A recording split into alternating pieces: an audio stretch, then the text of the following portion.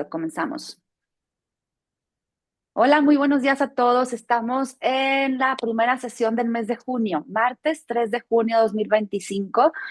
Ya terminamos un libro que nos causó muchas emociones, muchas contradicciones, juicios de valor, situaciones peculiares en una historia de autoficción. Fue con la escritora Tamara Trotner, Nadie nos vio partir.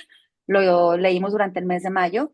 Y ahora yo les comentaba que quiero abarcar un poco escritores que tienen ese don para escribir suspenso, novelas, relatos, cuentos, con esa dosis de angustia, de posiblemente temas de muerte, de agonía, y por eso está uno de los mejores escritores al que se le atribuye mucho el tema de ciencia ficción y se le atribuye mucho el tema de cuento negro. Es Edgar Allan Poe. Edgar Allan Poe, él ya falleció, nació en el año de 1809 en Boston, en Estados Unidos. Pero cuenta la historia que este chico, al nacer con un papá y una mamá, pues fue como vivió una situación mucho de abandono. Él vivió una situación al perder a su madre a la edad de 2 años por la enfermedad de tuberculosis y el papá posteriormente haberlo abandonado. Después es adoptado por una familia de apellido Allan, por eso lleva el Allan como nombre artístico, por así decirlo, pero tampoco sintió esa cercanía o el pertenecer a una familia cuando eres adoptado. Eso le llevó a trastornos, a crisis, a llevar una vida gris y llena de misterio. Entonces, sí logra escribir cuentos y ahí empieza él a destacar, pero aún y cuando sus cuentos eran reconocidos, él tampoco se hizo de una vida ni artísticamente famosa y mucho menos económicamente sustentable. Siempre vivió atormentado, cuenta dentro de la biografía, imagínense esos tiempos, 1809, naces en 1809 y en 1847 te estás casando con la que es tu prima, que es menor de edad, y cuya prima de nombre Victoria también va a padecer la enfermedad de tuberculosis y se muere. Entonces él vivió atormentado por falta de amor, por falta de mujeres en su vida y por eso escribe esos tipos de cuentos de suspenso. Pero antes de llegar a uno de ellos, hay uno muy famoso de él que se llama El gato negro, en este libro de Edgar Allan Poe, El gato negro y otros relatos. Voy a dar esa pequeña dosis, si recuerdan a una de las escritoras que traigo de moda, Irene Vallejo. Irene Vallejo en El futuro recordado. Este libro compila muchas de las columnas que ella publicó en el Heraldo, el periódico Heraldo de Aragón en España. Entonces, ella publicaba ahí y que hace la editorial, pues va a compilar un extracto de las mejores y las publica en este libro. Entonces, yo les vengo a platicar una que, si no me equivoco, se llama, fíjense el título, Libertad Condicional. ¿Qué se nos viene a la mente cuando pensamos en libertad condicional? Un preso, alguien que necesita, por favor, portarse bien porque ya quiere salir, porque está encarcelado. ¿Qué es lo que está encarcelando al personaje de este relato? Bueno, son ensayos, ensayos cortos, vamos a descubrirlo. Irene Vallejo, el ensayo se llama Libertad Condicional. De pequeños, envidiamos a los mayores porque no obedecen a nadie. Tienen la fabulosa autoridad de mandar a los niños a la cama y el monopolio de trasnochar. Entran y salen sin que nadie los controle. Nos gustaría crecer deprisa para ser igual de poderosos. Cuando pasan los años, descubrimos ciertos inconvenientes de la mayoría de edad. Hay que ganarse la vida, madrugando y con mucho sudor de la frente. Las responsabilidades nos quitan el sueño. Entonces envidiamos a nuestros hijos, que se dedican a jugar, duermen como troncos y tienen vacaciones de 3 meses. Ay, la infancia. Esa época sin preocupaciones era el paraíso perdido. De hecho, a ninguna edad hacemos lo que queremos. El poeta griego Altman escribió que dependemos de dos fuerzas primitivas llamadas Aisa y Poros. Aisa es lo que escapa a nuestro control. Nacemos en un país concreto, en una familia precisa, con una determinada herencia en la carne, los huesos y los órganos. Poros, en cambio, nos da un pequeño margen de maniobra para construir nuestra suerte. Según Altman, esos dos duendes pululan siempre a nuestro alrededor. Aunque Poros nos deja alguna puerta entreabierta, Aisa nunca nos permite vivir como nos apetece. Siempre pensamos que hemos sido más libres en otras etapas de la vida, pero es una trampa del recuerdo. La memoria, ella sí, se toma libertades. ¿Qué tal? La única libertad condicional la tenemos en nuestra mente. Si somos mayores, añoramos ser niños. Si somos niños, añoramos ser mayores. Nunca estamos en la edad perfecta ni en el momento perfecto.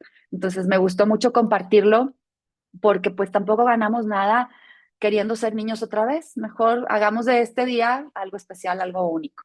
Entonces, otra de las cosas lindas que nos regala Irene en este libro y creo, a ver, si no me equivoco, no, este ya lo leí, una palabra tuya. Pensé que se los iba a poder leer, pero se los leí el miércoles pasado. Hablaba de una palabra puede cambiar el día de alguien si tú lo dices con esa fuerza y ese cariño. Pues bueno, ¿listos para algún relato de suspenso? Edgar Allan Poe, ¿va que va? Vamos a ver si el tono me lo da. Cuando llegué a pensar, dije, voy a poner música macabra, pero sentí que se iba como a viciar el audio, no quise experimentar ahorita, pero quedaría ideal si pusiéramos música macabra de fondo. Entonces, imagínense, pónganse cómodos, vamos a sentir que a lo mejor alguna palabra puede ser distinta, no son tan difíciles, pero ese idioma, ese vocabulario de 1800, pues es rebuscado, así que no vamos a tener el mismo diálogo o las mismas narraciones a las que hemos estado acostumbrados en los 4 libros que hemos leído, ¿va? Entonces hagamos ahí un intento. Dice, El gato negro, Edgar Allan Poe. Ni espero, ni solicito de crédito por la historia más extraordinaria y, sin embargo, más familiar que voy a referirle.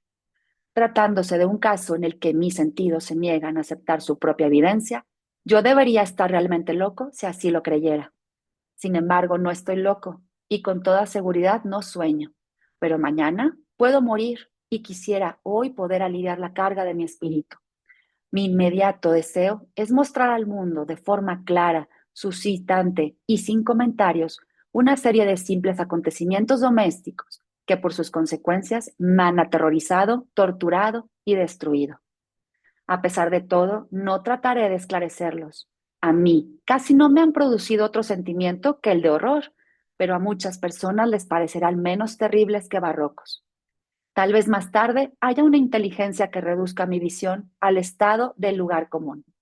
Alguna inteligencia más tranquila, más lógica y mucho menos excitable que la mía encontrará, tan solo en las circunstancias que relato con terror, una serie normal de causas y defectos muy naturales. La docilidad y humanidad de mi carácter fueron sorprendentes desde mi infancia. Tal notable era la ternura de mi corazón que había hecho de mí el juguete de mis amigos. Sentía una auténtica pasión por los animales y mis padres me permitieron poseer una gran variedad de ellos. Pasaba con ellos casi todo el tiempo y nunca me consideraba tan feliz como cuando les daba de comer o los acariciaba. Esta particularidad de mi carácter fue creciendo con los años, y cuando fui hombre, hice de ella una de mis principales fuentes de placer. Aquellos que han profesado afecto a un perro fiel y sagaz no necesitan explicación de la naturaleza o intensidad de la gratificación que puede producir tener un animal como mascota. En el amor desinteresado de un animal, en el sacrificio de sí mismo, hay algo que llega directamente al corazón del que con frecuencia ha tenido ocasión de comprobar la amistad mezquina y la frágil fidelidad del hombre vulgar. Yo me casé joven y tuve la suerte de descubrir en mi mujer una disposición de ánimo que no era distinta a la mía. Habiéndose dado cuenta de mi gusto por animales domésticos, no perdió ocasión alguna de proporcionarme algunos muy agradables. Tuvimos pájaros, una carpa rojo dorada, un magnífico perro, conejos, un mono pequeño y un gato. Era este último un animal muy grande y bello, completamente negro y de una sagacidad muy sorprendente. Mi mujer, que era en el fondo algo supersticiosa, hablando de su inteligencia, aludía con frecuencia a la antigua creencia popular que consideraba a todos los gatos negros como brujas disfrazadas. No quiere esto decir que hablara siempre en serio sobre este particular, y lo consigno sencillamente porque lo recuerdo. Plutón, así se llamaba el gato, era mi amigo predilecto. Solo yo le daba de comer y a donde quiera que fuese me seguía por la casa. Incluso me costaba trabajo impedirle que me siguiera por la calle. Plutón, así se llamaba. Nuestra amistad continuó durante algunos años, en los cuales mi carácter general y mi temperamento, por causa del demonio de la intemperancia, sufrió una alteración radical y se hizo cada vez peor. Día a día me hice más taciturno, más irritable, más indiferente a los sentimientos ajenos. Empleé con mi mujer un lenguaje brutal y con el tiempo la afligí incluso con violencias personales. Como es natural, mis pobres animales debían de notar el cambio de mi carácter. No solamente no les atendía lo suficiente, sino que les maltrataba. Sin embargo, por lo que se refiere al gato Plutón, aún despertaba en mí la consideración suficiente para no pegarle. En cambio, no sentía ningún escrúpulo en maltratar a los conejos, al mono, incluso al perro, cuando por casualidad o afecto se cruzaban en mi camino. Pero mi mal iba creciendo, porque ¿qué mal admite una comparación con el alcohol? Andando el tiempo, el mismo gato Plutón, que envejecía y naturalmente se hacía un poco huraño, comenzó a experimentar los efectos de mi mal carácter. Una noche, en ocasión de regresar a casa completamente ebrio, de vuelta de una de mis frecuentes guaridas de la ciudad, me pareció que el gato evitaba mi presencia. Lo cogí, pero él, horrorizado por mi violenta actitud, me hizo con los dientes una leve herida en la mano. Se apoderó de mí repentinamente un furor demoníaco. Ya no me conocía. Pareció como si de pronto mi alma original hubiese volado de mi cuerpo y una malevolencia ruin, saturada de ginebra, se filtró en cada una de las fibras de mi ser. Saqué un cortaplumas del bolsillo de mi chaleco, lo abrí, cogí al pobre animal por la garganta y deliberadamente le arranqué un ojo de su cuenca. Me cubre el rubor, me abraza, me estremezco al escribir esta abominable atrocidad. Cuando al amanecer hube recuperado la razón, cuando se hubieran disipado los vapores de esa noche, experimenté un sentimiento mitad horror, mitad remordimiento por el crimen del que era culpable. Pero todo lo más era un débil y equívoco sentimiento, y el alma resultó indemne. Volví a hundirme en los excesos y no tardé en ahogar en el vino todo recuerdo de mis actos. Entre tanto, el gato Plutón se recuperó lentamente. La órbita del ojo perdido presentaba, es cierto, un aspecto espantoso, pero ya no parecía sufrir ningún dolor. Según su costumbre, iba y venía por la casa, pero como debí suponerlo, en cuanto veía que me aproximaba a él, huía aterrorizado. En un rincón del corazón quedaba algo de mi antiguo ser que se afligía de aquella manifiesta antipatía en una criatura que tanto me había amado como Plutón. Pero este sentimiento no tardó en ser desalojado por la irritación. Como para mi caída final e irrevocable, brotó entonces el espíritu de perversidad, espíritu que la filosofía no toma en cuenta. No obstante, tan seguro como que existe mi alma, creo que la perversidad es uno de los primitivos impulsos del corazón humano, una de las indivisibles facultades o sentimientos primarios que dirigen el carácter del hombre. ¿Quién no se ha sorprendido numerosas veces cometiendo una acción necia o vil por la única razón de que sabía que no debía cometerla? ¿No tenemos una constante inclinación, pese a lo excelente de nuestro juicio, a violar lo que es la ley, simplemente porque comprendemos que es la ley? Digo que este espíritu de perversidad hubo de producir mi ruina final. El vivo e insondable deseo del alma de atormentarse a sí misma y de violentar su propia naturaleza, de hacer el mal por amor al mal, me impulsaba a continuar y finalmente consumar el suplicio que había infligido al inofensivo animal Plutón. Así que una mañana, a sangre fría, deslicé un nudo corredizo en torno a su cuello y lo ahorqué de la rama de un árbol. Lo ahorqué con mis ojos llenos de lágrimas, con el corazón desbordante del más amargo remordimiento. Lo ahorqué porque sabía que él me había amado y porque reconocía que no me había dado motivo alguno para encolerizarme con él. Lo ahorqué porque sabía que al hacerlo cometía un pecado mortal que comprometía a mi alma inmortal hasta el punto de colocarla, si esto fuera posible, lejos incluso de la misericordia infinita. En la noche siguiente al día en que fue cometida esta acción tan cruel, me despertó del sueño el grito de ¡Fuego! Ardían las cortinas de mi lecho. Toda la casa era una gran hoguera. No sin grandes dificultades, mi mujer, un criado y yo logramos escapar. La destrucción fue completa. Toda mi fortuna se quemó con las llamas y me entregué desde entonces a la desesperación. No intento establecer relación alguna entre causa y efecto con respecto a la atrocidad y el desastre ocurrido. Estoy por encima de tal debilidad, pero me limito a dar cuenta de una cadena de hechos y no quiero omitir incluso un posible eslabón imperfecto. Visité las ruinas el día siguiente al incendio, excepto una. Todas las paredes se habían derrumbado. La única excepción la constituía un tabique interior no muy grueso, situado casi en la mitad de la casa, contra el que descansaba la cabecera de mi cama.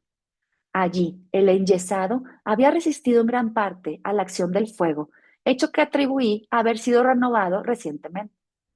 En torno a aquella pared se congregaba una densa multitud y numerosas personas examinaban una parte del muro con atención viva y minuciosa.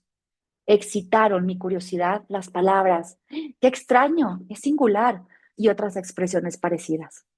Me acerqué y vi a modo de un bajorrelieve esculpido sobre la blanca superficie del tabique la figura de un gigantesco gato. La impresión tenía una exactitud realmente maravillosa. Una cuerda rodeaba el cuello del animal. Apenas vi esa aparición, porque yo no podía considerar aquello más que como una aparición. Mi asombro y mi terror fueron extraordinarios. Por fin vino en mi amparo la reflexión. Recordaba haber colgado el gato en un jardín subyacente a la casa. A los gritos de alarma, el jardín fue invadido inmediatamente por la muchedumbre y el animal debió de ser descolgado del árbol por alguien y arrojado a mi cuarto por una ventana abierta. Indudablemente se hizo esto con el fin de despertarme. El derrumbamiento de las restantes paredes había comprimido a la víctima de mi crueldad en el yeso recientemente extendido. La cal del muro, en combinación con las llamas y el amoníaco del cadáver, produjo la imagen perfecta tal y como yo la veía en el tabique. A pesar de satisfacer así prontamente a mi razón, ya que no por completo mi conciencia, no dejó sin embargo de grabar en mi imaginación una huella profunda el sorprendente caso del que acababa de darme cuenta. Durante algunos meses no pude liberarme del fantasma del gato, y en todo este tiempo nació en mi alma una especie de sentimiento que se parecía, aunque no lo era, al remordimiento. Llegué incluso a lamentar la pérdida de Plutón y a buscar en torno mío, en los miserables tugurios que a la sazón frecuentaba, otro gato de la misma especie y de facciones parecidas que pudiera ocupar su lugar. Me hallaba sentado una noche, medio aturdido en un bodegón más que infame, cuando atrajo repentinamente mi atención un objeto negro que yacía en lo alto de los inmensos barriles de ginebra o ron que componían ese mobiliario. Hacía ya algunos momentos que miraba a lo alto del tonel y me sorprendió no haber advertido el objeto colocado encima. Me acerqué a él y lo toqué. Era un gato negro, enorme, tan corpulento como Plutón, al que se parecía en todo menos en un pormenor. Plutón no tenía un solo pelo blanco en todo el cuerpo, pero este tenía una señal ancha y blanca, un manchón blanco que le cubría casi toda la parte del pecho. Apenas lo toqué, se levantó repentinamente, ronroneando con fuerza, se restregó contra mi mano y pareció contento de mi atención. Era, pues, el animal que yo buscaba. Me apresuré a proponer al dueño su adquisición, pero este no tuvo interés alguno por el animal, ni le conocía ni le había visto hasta entonces. Así que continué acariciándole, y cuando me disponía a regresar a casa, el animal se mostró dispuesto a acompañarme. Se lo permití, e inclinándome de cuando en cuando, caminamos hacia mi casa acariciándole. Cuando llegó a ella, se encontró como si fuera la suya y se convirtió rápidamente en el gran favorito de mi mujer. Por mi parte, no tardó en parecer en mi interior una antipatía hacia él. Era, pues, precisamente lo contrario de lo que yo había esperado. No sé cómo ni por qué sucedió, pero su evidente ternura me enojaba y casi me fatigaba. De forma paulatina, estos sentimientos de disgusto y fastidio se acrecentaron hasta convertirse en la amargura del odio. Yo evitaba al animal. Una especie de vergüenza y el recuerdo de mi primera crueldad me impidieron que lo maltratara. Durante algunas semanas me abstuve de pegarle o de tratarle con violencia, pero gradual, insensiblemente, llegué a sentir por él un horror indecible y a eludir en silencio, como si huyera de la peste, su odiosa presencia. Sin duda, lo que aumentó mi odio por el animal fue el descubrimiento que hice a la mañana del siguiente día de haberlo llevado a mi casa. Como Plutón, también él había sido privado de uno de sus ojos. Esta circunstancia, sin embargo, contribuyó a hacerle más grato a mi mujer, que, como he dicho ya, poseía grandemente la ternura de sentimientos, que fue en otro tiempo mi rasgo característico y el frecuente manantial de mis placeres sencillos y puros. Sin embargo, el cariño que el gato me demostraba parecía crecer en razón directa de mi odio hacia él. Con una disposición imposible de hacer comprender al lector, seguía constantemente mis pasos. En cuanto me sentaba, se acurrucaba bajo mi silla o saltaba sobre mis rodillas, cubriéndome con caricias. Si me levantaba para andar, se metía entre mis piernas y casi me derribaba, o bien clavaba sus largas y agudas uñas en mi ropa. En esos instantes, aun y cuando hubiera querido destruirle de un golpe, me lo impedía en parte el recuerdo de mi primer crimen. Pero sobre todo, me apresuro a confesarlo, el verdadero terror que el animal me inspiraba. Este terror no era positivamente el de un mal físico, y no obstante no me sería muy difícil definirlo.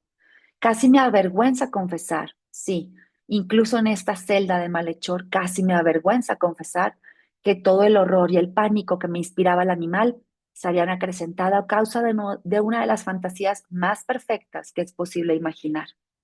Mi mujer no pocas veces había llamado mi atención con respecto al carácter de la mancha blanca de que he hablado y que constituía la única diferencia perceptible entre el animal extraño y aquel que yo había matado llamado Plutón.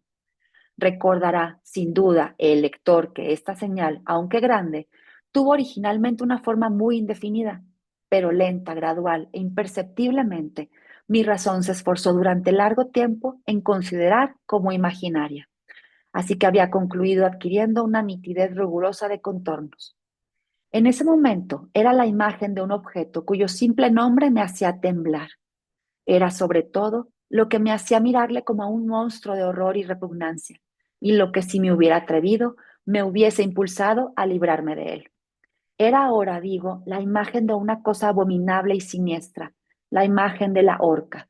Oh, lúgubre y terrible máquina, máquina de espanto y crimen de muerte y agonía.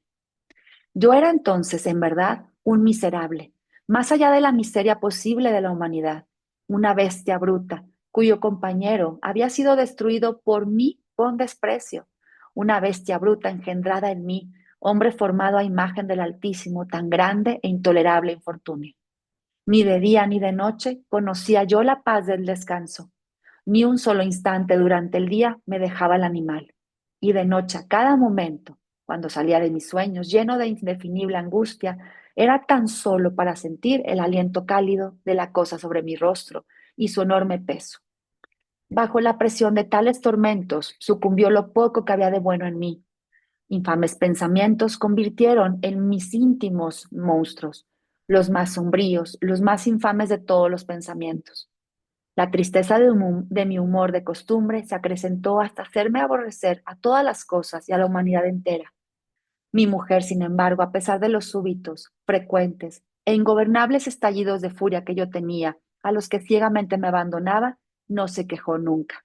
Ay, era mi paño de lágrimas mi mujer siempre. Para un quehacer doméstico, me acompañó un día al sótano de un viejo edificio en el que nos obligara a vivir nuestra pobreza. Por los agudos peldaños de la escalera me siguió el gato, y habiéndome hecho golpear la cabeza, me exasperó hasta la locura. Apoderándome de un hacha y olvidándome en mi furor el espanto pueril que había detenido hasta entonces mi mano, dirigí un golpe al animal, que por supuesto habría sido mortal si lo hubiera alcanzado como quería, pero la mano de mi mujer detuvo aquel golpe. Una rabia más que diabólica me produjo esta intervención. Liberé mi brazo del obstáculo que lo detenía y le hundí a ella el hacha en el cráneo. Mi mujer cayó muerta instantáneamente, sin exhalar siquiera un gemido. Realizado aquel horrible asesinato, inmediata y resueltamente procuré esconder el cuerpo. Me di cuenta de que no podía hacerlo desaparecer de la casa, ni de día ni de noche, sin correr el riesgo de ser observado por los vecinos. Me asaltaron en mi mente muchos proyectos, Pensé por un instante en cortar el cadáver en pequeños trozos y arrojarlo al fuego. Resolví después cavar una fosa en el suelo del sótano.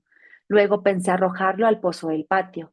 Cambié la idea y decidí embalarlo en un cajón, como una mercancía, en la forma de costumbre, y encargar a un mandadero que se lo llevara a casa. Pero por último, me detuve ante un proyecto que consideré el más factible. Me decidí a emparedarlo en el sótano, como se dice que hacían en la Edad Media los monjes con sus víctimas. El sótano parecía estar construido a propósito para semejante proyecto. Los muros no estaban levantados con el cuidado de costumbre, y no hacía mucho tiempo habían sido cubiertos en toda su extensión por una burda capa de yeso. Por una parte, había un saliente en uno de los muros, producido por una chimenea artificial o especie de hogar que quedó luego tapado.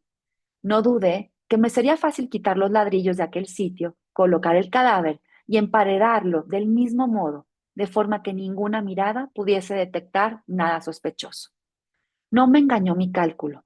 Por medio de una palanca separé sin dificultad los ladrillos, y habiendo luego aplicado cuidadosamente el cuerpo contra la pared interior, lo sostuve en esta postura hasta poder restablecer sin gran esfuerzo toda la estructura a su estado primitivo. Con todas las precauciones imaginables, me procuré una argamasa de cal y arena. Preparé una capa que no podía distinguirse de la primitiva y cubrí escrupulosamente con ella el nuevo tabique. Cuando terminé, vi que todo había resultado perfecto. La pared no presentaba la más leve señal de arreglo. Con el mayor de los cuidados, barrí el suelo y recogí los escombros, y miré triunfalmente a mi alrededor y me dije, por lo menos aquí mi trabajo no ha sido en vano. Mi primer paso entonces fue buscar al animal que había sido el causante de tan tragedia, de tan tremenda desgracia, porque al fin había resuelto matarlo. Si en aquel momento hubiera podido encontrarle, nada hubiera evitado su destino. Pero parecía que el artificioso animal, ante la violencia de mi cólera, se había alarmado y procurado no presentarse ante mí, desafiando mi mal humor.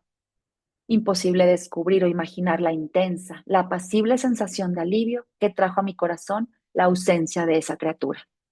No apareció en toda la noche, y esta fue la primera vez que gocé desde su entrada en la casa, durmiendo tranquilamente y profundamente. Transcurrieron el segundo y el tercer día, y mi verdugo, el gato, no volvió. Como un hombre libre, respiré una vez más.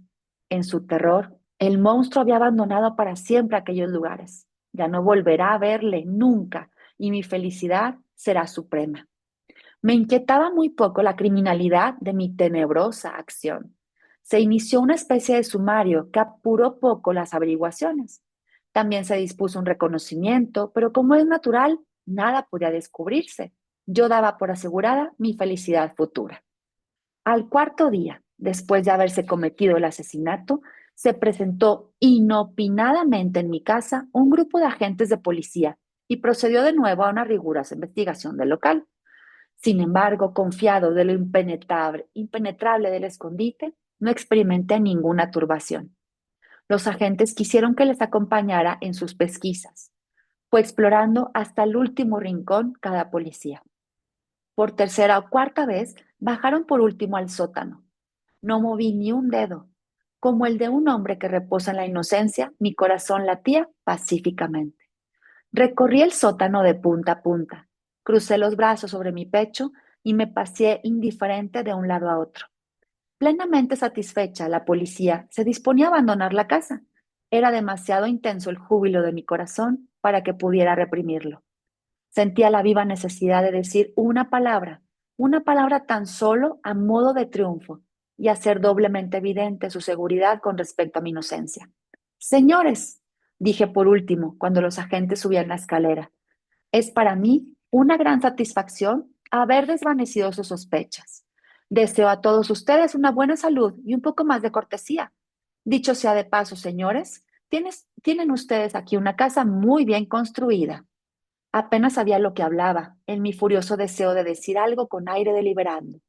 Puedo asegurar que esta es una casa excelentemente construida. Estos muros, ¿se van ustedes, señores? Estos muros están construidos con gran solidez. Entonces, Por una simple fanfarronada frenética, golpeé con fuerza, con un bastón que tenía en la mano en ese momento, precisamente sobre la pared del tabique tras el cual yacía el cadáver de la esposa de mi corazón. Que por lo menos Dios me proteja y me libre de las garras del archidemonio. Tan pronto se hubo hundido en el silencio la reverberación de mis golpes, me respondió una voz desde el fondo de la tumba. Era primero una queja, velada y entrecortada como el sollozo de un niño. Después, enseguida, se hinchó un grito sonoro y continuo, completamente anormal e inhumano. Un alarido, un aullido mitad horror, mitad triunfo, como solamente puede surgir del infierno, horrible armonía que surgiera al unísono de las gargantas de los condenados y de los demonios. Sería una locura expresaros mis pensamientos. Me sentí desfallecer y tambaleándome. Caí contra la pared opuesta. Los agentes se detuvieron durante un instante en los escalones. El terror los había dejado atónitos. Un momento después, 12 brazos robustos atacaron la pared que cayó a tierra de un golpe. El cadáver, muy desfigurado ya y cubierto de sangre coagulada, apareció, rígido, a los ojos de los espectadores. Sobre su cabeza, con las rojas fauces dilatadas y llameando el único ojo, se posaba el odioso animal cuya astucia me llevó al asesinato y cuya reveladora voz me entregaba al verdugo. Yo había emparedado al monstruo en la tumba. Fin. ¿Qué tal? Oigan, ¿se imaginaron esto? El gato lo delató, se había emparedado a la esposa asesinada junto con el gato. Notan lo rebuscado y lo elegante y lo cortés y la forma del diálogo, muy distinto, muy adecuada a esa época.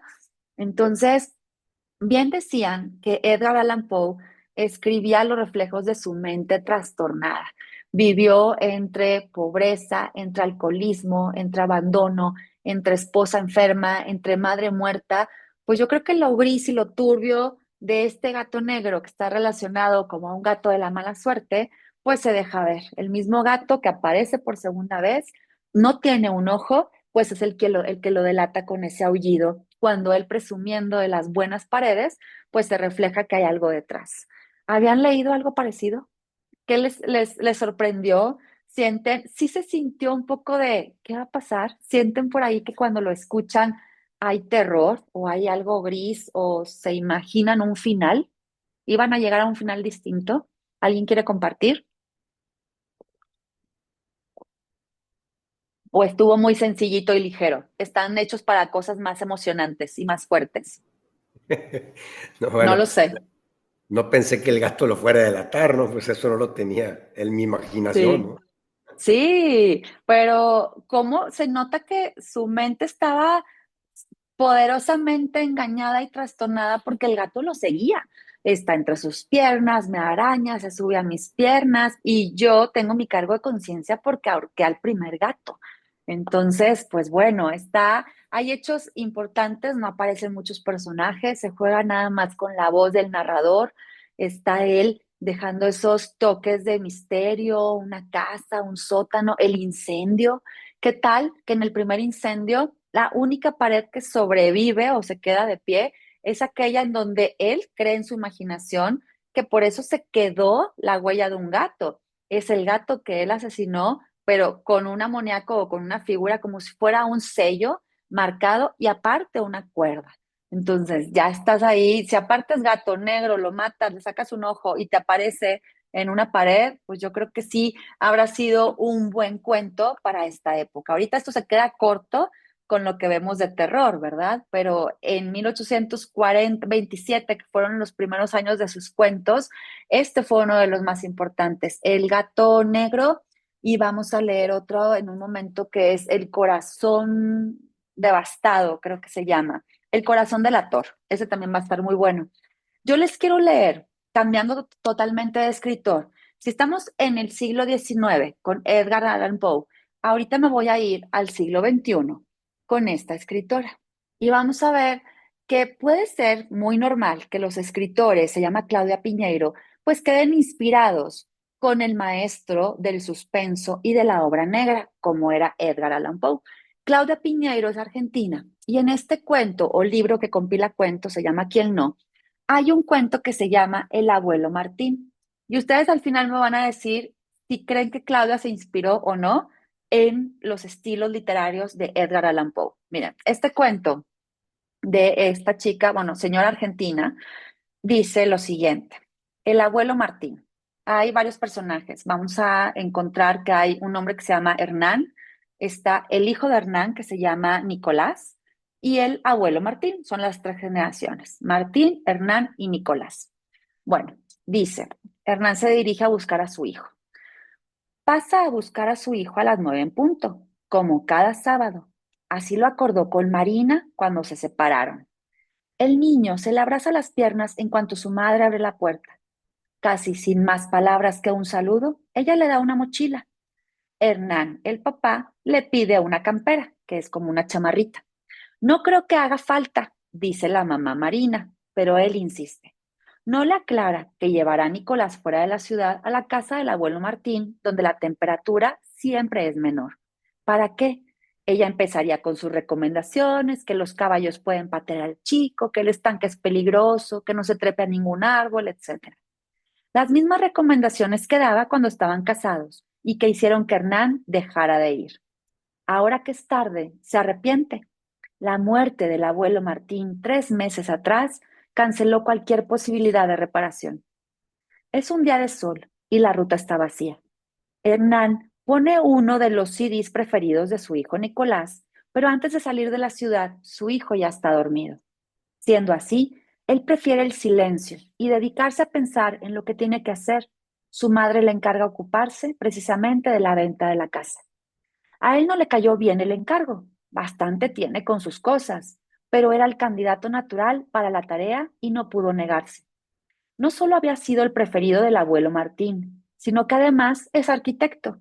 ¿Qué mejor que un arquitecto para poner a un punto una casa que se quiere vender? En la familia se dice que Hernán es arquitecto por el abuelo Martín precisamente. Mientras sus hermanos y primos andaban a caballo o se metían en el estanque, Héctor los acompañaba en las múltiples tareas que le dedicaba a la casa. El abuelo Martín tenía una empresa constructora y aunque no estudió arquitectura, era como si lo hubiera hecho, incluso mejor. Muchas tareas las realizaba con sus propias manos. Levantar una pared, pintar un ambiente, reparar techos. Por el cariño que le tiene y si no fuera tan desastroso el estado de sus finanzas después del divorcio con Marina, lejos de venderla, Hernán se quedaría con esa casa. Perdón porque dije Héctor antes, es Hernán. Pasa la tranquera y se alegra de que su madre se haya ocupado al menos de deshacerse de los animales. Para Hernán, además de las reparaciones, contactar una inmobiliaria, fijar un precio de venta, mandar a hacer una limpieza, era mucho. Sin embargo, tiene muy claro qué será lo primero por hacer. Tirar la pared de su abuelo, aquella que levantó en medio de la sala, una pared sin sentido arquitectónico, que divide el ambiente en dos e interrumpe el paso levantada para tapar un dolor o fijarlo para siempre, porque en medio de esa pared, frente al sillón preferido de su abuelo Martín, cuelga el retrato de Carmina Núñez, su abuela, a quien Hernán conoció hace poco. No, a quien Hernán apenas conoció, perdón. Muchas tardes, cuando bajaba el sol, vio a su abuelo Martín sentarse con un vaso de whisky frente a esa pared y admirar el retrato de Carmina Núñez una mujer morena, bonita, luciendo un vestido de encaje blanco, que tal vez haya sido el que llevó puesto el día de la boda. Pasaban los años y el abuelo Martín parecía seguir enamorado de ella, aferrado al recuerdo de su mujer muerta. O eso creía Hernán, hasta que un día se lo comentó a su madre. Ella puso mala cara. De esa mujer yo no hablo, de Carmina no. Entonces se dio cuenta de que casi nadie en la familia mencionaba a su abuela, solo el abuelo Martín, que cuando insinuaban algún enojo decía, todos hablan, pero nadie sabe. Muchos años después se enteró por una prima de que su abuela no estaba muerta, sino que se había ido con otro hombre. Nadie supo más de ella, si formó otra familia en alguna parte del mundo, ni siquiera si seguía viva o no. Nadie volvió a mencionarla excepto el abuelo Martín. Para él, ella seguía inmaculada en su vestido de encaje con el que la contempló tantas tardes frente a la pared que Hernán se disponía a tirar. A poco de llegar, Nicolás ya se mueve en el lugar como si viviera allí. ¿Me quieres ayudar?, le dijo Hernán a su hijo Nicolás. No, contesta el niño y se sube a la hamaca que cuelga de un árbol. Hernán se ríe. Le gusta que Nicolás haga lo que tenga ganas. Así que entra a la casa, deja las herramientas junto a la pared y descuelga el retrato. Lo deja a un costado, ya verá cómo deshacerse de él más tarde. Toma cincel y martillo y empieza a golpear. Se pregunta si Marina, a pesar de haberlo negado, lo habrá dejado por otro hombre como lo hizo su abuela con su abuelo Martín. El cincel se clava con facilidad, la pared se siente hueca. No le sorprende, no debía sostener nada, apenas un cuadro. Apoya el cincel y golpea otra vez. Los ladrillos casi se le desarman en la mano. Una vez más, hasta que el cincel se engancha y queda atrapado. Hernán tira y la herramienta sale con un pedazo de encaje blanco, sucio, envejecido. Siente un mareo, como si el aire se hubiera enviciado con algo más que el polvillo y le cuesta respirar. Se detiene un instante a la espera de no sabe qué. Sus ojos clavados en ese muro a medio demoler y de repente, como si ahora sí lo supiera, rompe la pared con los puños, la desarma, va haciendo a un lado los pedazos hasta que aparece el vestido de su abuela y su esqueleto sostenido por la tela que impidió que se convirtiera en un manojo de huesos. Se le nubla la vista, busca luz mirando a través de la ventana. Nicolás acaba de saltar de la hamaca y viene hacia la casa. Fin. ¿Qué tal? ¿Surge algún parecido con la historia de este hombre que vivió en la mente de Edgar Allan Poe, que trastornado por la vida de su gato, con un hacha asesina a su esposa y decide poderla emparedar entre paredes, muros y volver a poner yeso? Pues resulta aquí la historia, Claudia Piñeiro, cientos y tantos de años después, pues así son los escritores. Los escritores son muy buenos lectores. Entonces, si te vas a dedicar al giro del suspenso, al género del suspenso, muy seguramente tienen que haber gozado lecturas de cuentos. Cuando yo leí este cuento, dije, se parece muchísimo al que acabo de leer del gato. Finalmente resulta y te deja la imaginación que no hay más que pensar que esos huesos y ese vestido coinciden con la imagen de la esposa Carmina, a la que nunca volvieron a ver. Nadie sabía si estaba viva, si seguía muerta, y la versión era, se fue con otro hombre. Así que, ¿qué hizo el abuelo Martín? Pues la mató. Así de plano, así queda. Es otro cuento macabro, suspenso, que te deja esa dosis de qué tan cierta o qué tan cierto es esto que la realidad supera la ficción, o si sucede, habrá cuerpos encerrados. Yo leí hace 2 meses una novela que se llama No matarás y vuelvo a concluir que la escritora es una chica de Querétaro, tiene una dosis de también cómo envolver una escena clave en la novela y yo creo que está muy inspirado en Edgar Allan Poe. Entonces ya después llegaremos a esa novela, está muy macabra. ¿Qué les ha parecido estos dos cuentos? Platíquenme. ¿Similitudes? ¿Veían venir al abuelo Martín tomando su whisky, pero embelesado con el cuadro de la abuela, pero más que todo con cariño o con odio? ¿Con qué se imaginan que estaba viendo a la abuela en ese cuadro con ese vestido tejido? ¿Qué te imaginas, Mónica? Gilberto, adelante, Gilberto. Pues posible un poquito de añoranza, es lo que pensaba. Depende de la circunstancia, a lo mejor. Si la mujer se fue, pues a lo mejor era un poco de odio, pero a lo Ujú. mejor remordimiento, de que había un sentimiento, lo había definitivamente, pero Sí, sí, tienes eso es razón. cada Es, quien. puedes seguir amando, pero la tienes ahí y la estás admirando para ti solo, Así es. solamente, ya no compartes, pero qué locura, porque esa es la maravilla del cuento. Es en pocas páginas, nunca te dijo cuál fue el proceso, nunca te dijo si hubo una infidelidad, ni cuántos años duraron de casados, solamente la imagen donde se tiene que desocupar esa casa, se va a vender. Pues empiezo por la pared y qué sorpresa se lleva Hernán al descubrir que aquel abuelo al que tú puedes ver como ejemplo y modelo, porque también me está dando todos los oficios de ingeniería, de arquitectura, y por él estoy estudiando esto porque fue el más parecido a él, pues llevaba un secreto hasta la tumba. ¿Cuántos secretos no hay? Entonces, esa es la belleza de no hay que tener tanta pajita para tú sentir y decir, ¿qué habrá pasado? ¿Cuál fue esa emoción? ¿Qué lo habrá detonado? ¿Tanto odio se puede tener? ¿Sí lo mató? ¿Sí mató él a la abuela? ¿O se cayó, se accidentó? Nadie le va a creer, por eso la coloco ahí. No se garantiza y se va a llevar el misterio a la tumba del abuelo. No hay forma. Entonces, eso es jugar con la mente de los demás. Ahí está lo delicioso de estos cuentos. Entonces, conocimos a Claudia Piñeiro, de Argentina, Edgar Allan Poe, de Boston, Estados Unidos. Él fallece en el año de 1849 y de los más conocidos es El gato negro y en un momento el que les comenté del corazón. Fíjense también, hay otro cuento no tan macabro, pero sí como fantasmal. Este escritor se llama Gabriel García Márquez. Es colombiano, falleció en el año 2014 en tierras mexicanas, en Ciudad de México. Él estando en México escribe y creo que pasó cerca de 2 años encerrado sin sueldo alguno, escribiendo su novela más consagrada, Cien años de soledad. Su esposa Mercedes, como era muy buena administradora, pues entre que vendió una máquina de escribir, más otras cosas que vendía, logró sobrellevar los gastos de la familia mientras él se dedicaba a escribir. Dentro de sus obras, pues hay muchas más, pero aquí recopila cuentos que dice que generalmente él los acumulaba de sueños. Pues ¿cuántos de nosotros no soñamos y tenemos una excelente historia de un cuento distinto, fuera de la realidad? Entonces vamos a ver en 12 cuentos peregrinos hay uno que se llama Espantos de Agosto. ¿Qué sucede en Espantos de Agosto? Este hombre, que pudiera ser un sueño de él, o que sí lo haya vivido, no lo sé, comienza de esta manera. Gabriel García Márquez, Espantos de Agosto.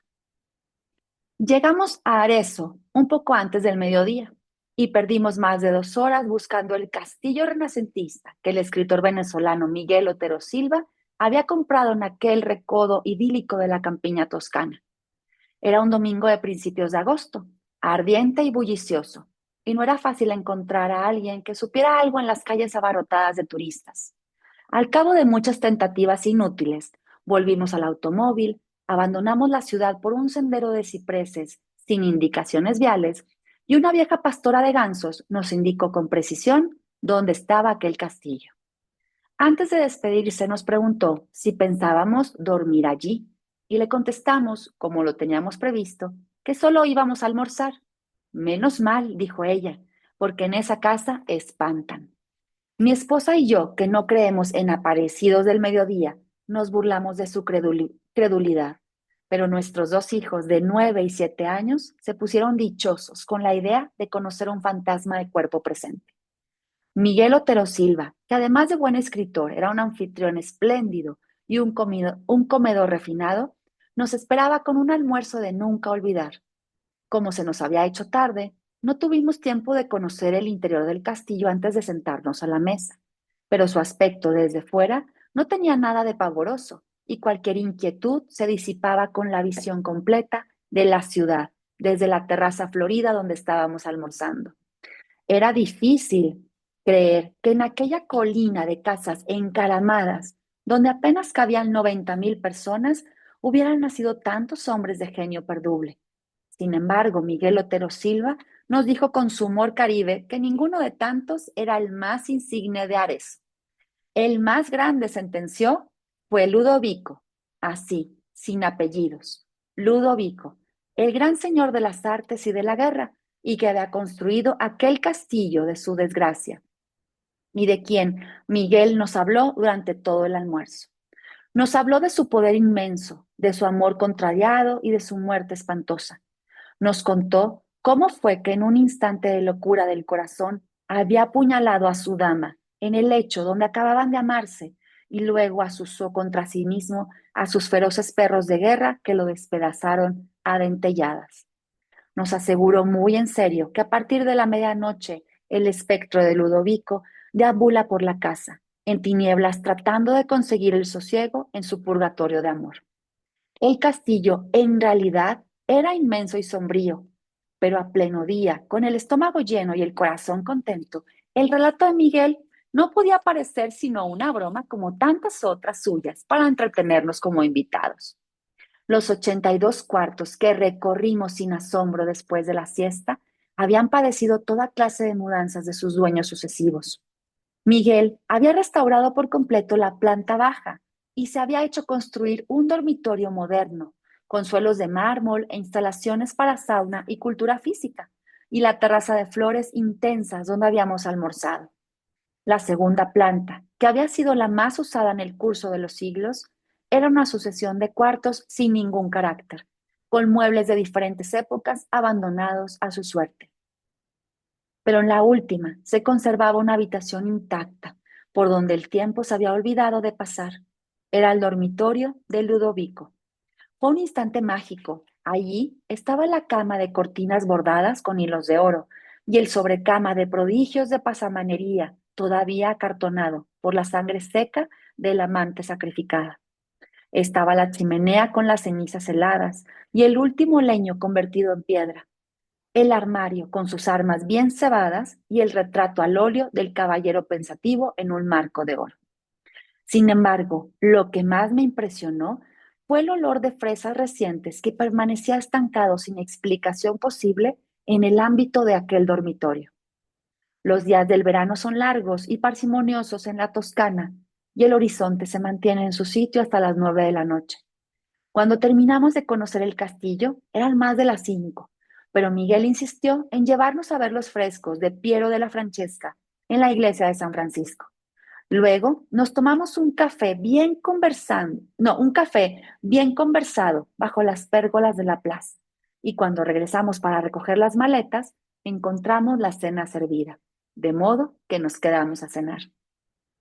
Mientras lo hacíamos, bajo un cielo malva con una sola estrella, los niños prendieron unas antorchas en la cocina y se fueron a explorar las tinieblas en los pisos altos. Desde la mesa oíamos los galopes de caballos cerreros por las escaleras, los lamentos de las puertas, los gritos felices llamando a Ludovico en aquellos cuartos tenebrosos. Fue a ellos a quienes se les ocurrió la mala idea de quedarnos a dormir. Miguel Otero Silva los apoyó encantado y nosotros no tuvimos el valor civil de decirles que no. Al contrario de lo que yo temía, dormimos muy bien. Mi esposa y yo en un dormitorio de la planta baja y mis hijos en el cuarto continuo. Ambos habían sido modernizados y no tenían nada de tenebrosos. Mientras trataba de conseguir el sueño, conté las 12 toques insomnes del reloj de péndulo de la sala y me acordé de la advertencia pavorosa de la pastora de gansos. Pero estábamos tan cansados que nos dormimos muy pronto en un sueño denso y continuo, y desperté después de las 7 con un sol espléndido entre las enredaderas de la ventana. A mi lado, mi esposa navegaba en el mar apacible de los inocentes. Qué tontería, me dije, que alguien siga creyendo en fantasmas por estos tiempos. Solo entonces me estremeció el olor de fresas recién cortadas y vi la chimenea con las cenizas frías y el último leño convertido en piedra y el retrato del caballero triste que nos miraba desde 3 siglos antes en el marco de oro. Pero no estábamos en la alcoba de la planta baja donde nos habíamos acostado la noche anterior, sino en el dormitorio de Ludovico, bajo la cornisa y las cortinas polvorientas, y las sábanas empapadas de sangre todavía caliente de su cama maldita. Octubre de 1980. Aquí está el cuento Espantos de Agosto. Así que, ¿qué tal? Llega otro saborcito de cuento que te da esa sensación de viví este momento, no lo viví, cómo llegué hasta aquí, dónde vienen esos secretos que ocultan tantos pueblos y tantas ciudades y tantas casas antiguas. Imaginemos un castillo que te lo ponen en la Toscana con tanta antigüedad, pues yo creo que se presta. Siempre es mágico y elementos importantes en una dosis de suspenso, gótico, terror o policíaco, tener ambientación, tener escenas, tener espacios que te dicen, aquí hay algo, no sabemos qué, pero está en ti que te imagines y que empieces a sentir ese suspenso en tu piel para que el cuento aflore más y que se viva y se sienta más. Entonces, ¿qué ponen? Ponen elementos de aroma, hay elementos de olor a fresas, hay una fogata, hay una cama olvidada, los mismos elementos de la casa, muchas habitaciones, un cuarto que no se tocó porque la historia dice que Ludovico es un alma en pena por el asesinato, por la pérdida, por lo que causó él a su gran amor. Entonces ahí está esa dosis. Y así podemos hacer muchos experimentos. Si nosotros agarramos pluma y lápiz y escribimos en 5 minutos lo que se viene a la mente, sin cola y sin forma, pueden salir elementos misteriosos que están dentro de nuestra imaginación. Nunca sabemos cómo podemos conectar las historias, así que esta es la dosis del día de hoy. Con estos 3 cuentos nos vamos a quedar. Conocimos a Edgar Allan Poe con El gato negro, conocimos al abuelo Martín, que es el cuento de la escritora Claudia Piñeiro, y conocimos un cuento más de un poco de fantasmagórico de Gabriel García Márquez, escritor colombiano, muy famoso y ganador del Premio Nobel de Literatura. Entonces, aquí nos vamos a quedar. Muchísimas gracias a los que nos hicieron falta el día de hoy. Les dejamos la grabación. Gracias, Moni. Gracias, Nancy. Gracias, Ángel. Nos saludamos si me regalan el tiempo de estar conmigo mañana miércoles. Los espero a las 10:30 de la mañana con otras pequeñas dosis de terror y de gótico, ¿sí? Muchas gracias y que tengan muy bonito martes. Que estén muy bien, Muchas cuídense gracias. mucho. A ti, Moni, gracias. Gracias, Nancy, que estés muy bien. Gracias, Ángel. Hasta luego. Increíble clase, gracias. Bye. Bonito día a todos. Bye. Igualmente, Nancy. Bye, Ángel.